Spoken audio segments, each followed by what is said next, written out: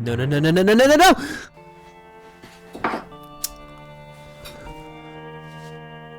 Let's not get a second video content matched.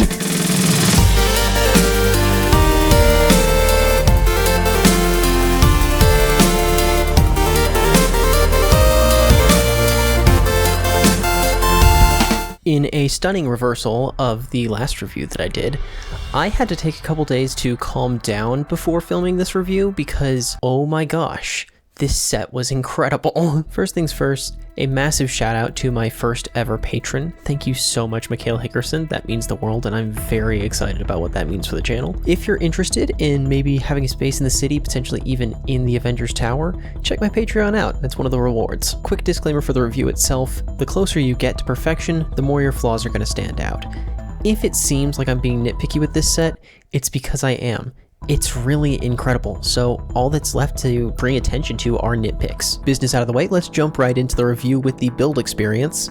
We're gonna wait to do the minifigures until the end for no particular reason. Before this set was even officially revealed, I knew that the build experience was going to struggle a little bit because of BGCS, Big Gray Cube Syndrome. I first encountered BGCS when I was building the Daily Bugle for the first time, because yeah, it's a big gray cube. I'm not gonna mince words. The Avengers Tower does struggle from this just a little bit, especially in the first roughly third of the building experience, where a lot of what you're doing is assembling windows and stacking them on top of each other. The set features a stunning and severe 269 of these gray windows that make up the kind of underlayer of the facade, with an additional 61 of the rounded windows, 65 of the large transparent blue panels, and frankly an embarrassingly tiny 32 1x2 panels. While you are going to spend a lot of time building windows, however, this building does a fantastic job of breaking it up with interesting sub-builds and secondary models that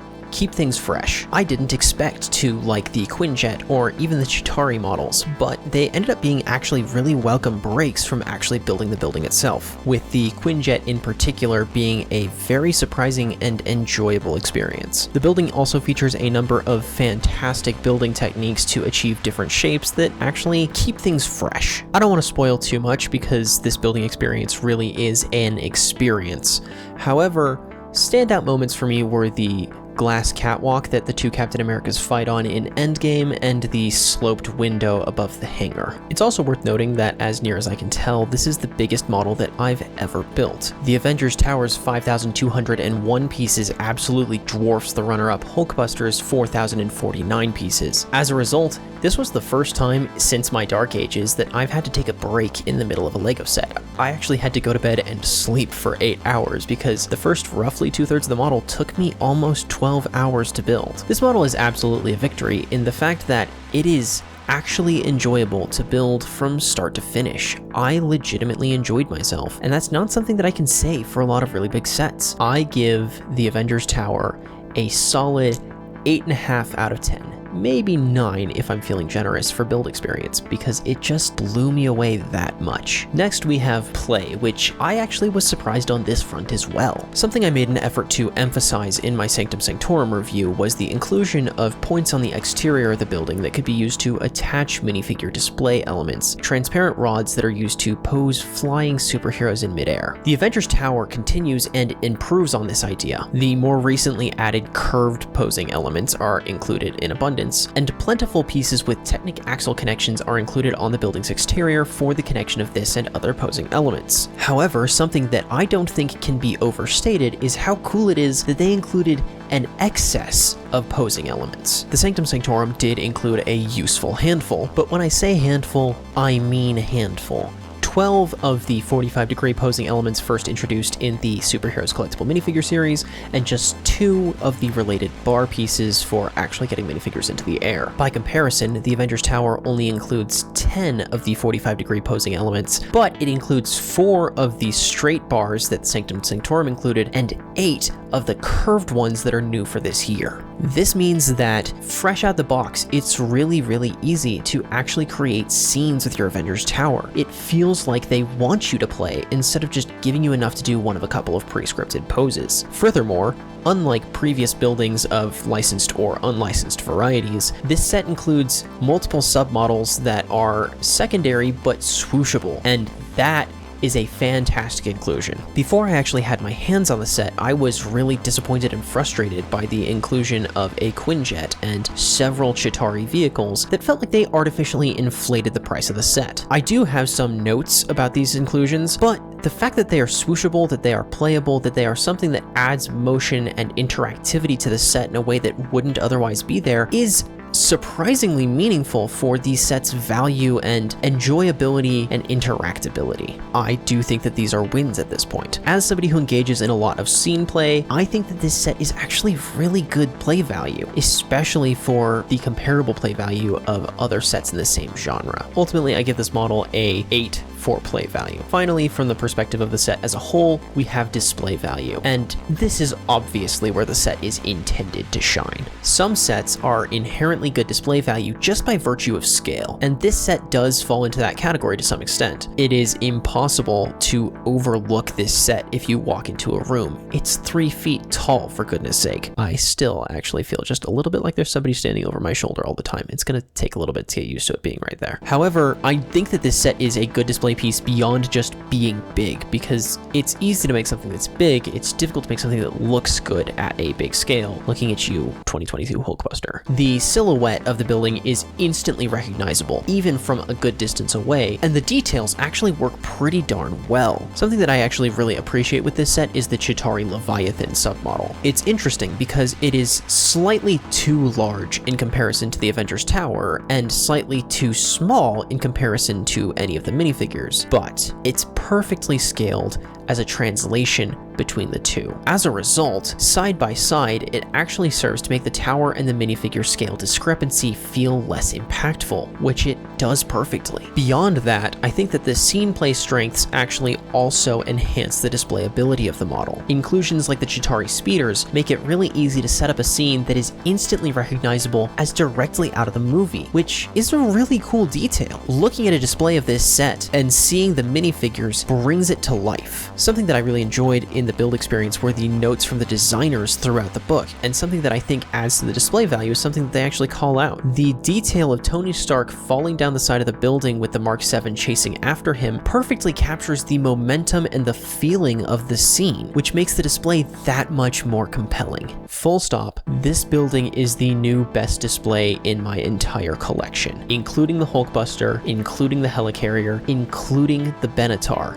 This thing is perfect. 10 out of 10 for display. Finally, and for better or for worse, we have to talk about the minifigures. These are something of a point of contention for a lot of people, and it's easy to understand why. Online databases like Brickset and Bricklink don't yet have an officially verified inventory, so it's hard to be exactly sure about this, but by my count, fully 14 of the 31 included minifigures are duplicates. This is more forgivable in some instances. For example, Tony Stark in the Lego-ified Black Sabbath t-shirt is absolutely necessary for the aforementioned scene recreation, but others are a little bit harder to justify, the worst offender being the already aggressively criticized inclusion of the Wong from the Sanctum Sanctorum. The fact that 4 of these are repeat Chitauri minifigures is understandable in context of the speeders and Leviathan, but still not unfrustrating. A further 7 of the minifigures in the set are redesigns, which is more or less justified in some of the cases, but still frustrating, especially considering the often lack of insubstantial change from previous iterations, to the point where in some cases, such as the Thor minifigure, it's actually possible to mistake it for a repeated minifigure if you don't pick up on the solo piece, in this case the new hair mold that was changed from the prior incarnation. The 10 true original minifigures to this set are pretty decent, but not perfect. The partially transparent incarnation of Vision, representing his partially formed state from Age of Ultron, is a standout inclusion, and I think deserves to be praised. Similarly, it's really exciting to get another big fig that uses the posable head mold that was introduced for Thanos, and to see head accessories being created in scale for that size minifigure. These are both really, really good. Things like the battle-damaged Mark 6 Iron Man, I think also deserve to be put in this category because it's introducing something that is has never really been done before, a properly scuffed up version of a hero. I would love to have more minifigures in this style for mid-battle in my city. Unfortunately, not everything can be that good. Dr. Helen Cho, Hydra's Alexander Pierce, and Eric Selvig are all good inclusions and characters that I'm glad to have a minifigure for, but fundamentally just civilians. These minifigures are middling at best, to say nothing of the disappointment that we got a Kevin Feige minifigure in place of, Quicksilver. My Kevin Feige is right where he belongs, in the containment cell on the upper floors of the tower. This combined lineup has received a decent amount of criticism for understandable reasons. Minifigures like Wong and Wasp are wildly out of place here. Other characters feel frustratingly under or misrepresented. I'm not even a Captain America fan, and I'm frustrated that neither of these figures are original in the slightest. You might be thinking to yourself, well, the no helmet Captain America is new, but no, that's actually a shoe-in from this year's advent calendar. One of my biggest frustrations with this set is actually shared with one of my biggest praises of it, the SHIELD Agent minifigures. I absolutely love these minifigures. I think they're a fantastic representation of a great set of characters that serve as necessary backdrop for the MCU. Why did it take us this long to get them? And why are they only available in a $500 set? I want these guys all over the place. I don't just want to get 2 and kind of 3 in a $500 set. That is not where this kind of character should be. I could make an entire video, and in fact probably will, on my belief that Marvel deserves battle packs like Star Wars has. But even absent those, why haven't we been getting these minifigures for years? The net experience here is one where fantastic minifigures are undercut by questionable inclusions. Yes, the new Ultron Mark Zero looks phenomenal, but he's offset by a War Machine who's from a movie before the Avengers Tower even existed. Thor's new hairpiece looks great. Why is it set up opposite Nick Fury from Far From Home? The icing on the cake here is the fact that the Marvel Collectible Minifigures Series 2 just came out a month or so ago. It feels legitimately wild that we still don't have an effective curly short hairpiece for Natasha Romanoff, a character who is a fully fledged Avenger and has received her own standalone movie, in comparison to the fact that Werewolf by Night has a custom molded hairpiece. And I didn't know the character existed at all prior to the minifigure series. It's especially frustrating because some of these inclusions would be unbelievably easy. For instance, why doesn't Hawkeye have a dual molded arm showing his armband and instead just has a glove? The needed piece already exists on a Bellatrix Lestrange minifigure. But no, that would be too much effort for a $500 set ostensibly celebrating a 15-year-old franchise. I do recognize that I bring up arm and leg printing in almost every review, and that it's something that increases the development time and cost of creating a set. But I don't think it's unreasonable to be frustrated not to put too fine a point on it. But there are 3 Captain America figures that feature leg printing, and none of them are Steve Rogers. Well, one of them is a zombie of Steve Rogers, but none of them are Chris Evans. If I were a primary Captain America fan, I would be furious. I don't want to beat a dead horse, but I do want to see this theme be the very best it can be, and it's frustrating that Spider-Man seems to be the only character who routinely gets this level of treatment. I will give credit where credit is due, though. It's a little bit hilarious to me that they reused the leg printing for Black Widow for both Hawkeye and Falcon. I guess they would look good in tight pants. As someone who maintains both an MCU collection and a Marvel-inspired city, I don't really mind all of the duplicate figures. In fact, a couple of these duplicate figures are ones that I'm actually really excited to have, like the Mark 7 Iron Man. But it does leave a bit of a sour taste in my mouth to be thinking about what could have been, especially when you get into the realm of missed characters, which I'm not even going to go into here. I'm going to give the minifigures in the set a 7 out of 10. If nothing else, if you're new to the hobby, these are all minifigures that you're going to want to have, and they're ones that work well with the model at hand. Overall, this model comes out to an 8.5 out of 10. This is a fantastic set. I can honestly say that I recommend this to people. If you are an Avengers fan, this is something that is worth your time. It looks really good on a shelf. It's really fun to build.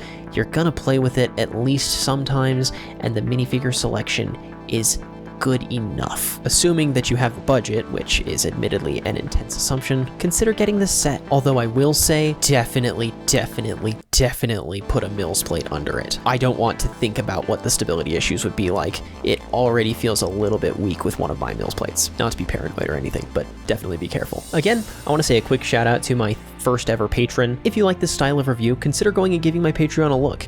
Every bit goes right back into making this channel the best that it can possibly be. Going forward, once a month, I am going to be letting my Patreons choose one of the videos that I do on my channel, and the first poll for that decision is going to be going up tonight. So if you're interested in influencing the direction the channel takes, maybe give it a look. Whether or not you check out the Patreon though, thank you so incredibly much for your ongoing support. I have absolutely loved this process, and frankly, it has been worth every bit of investment that I've put into it so far. I really appreciate you being here. You guys are what make this work. That's about everything I have. Thank you so much for your time, and I hope to see you again soon.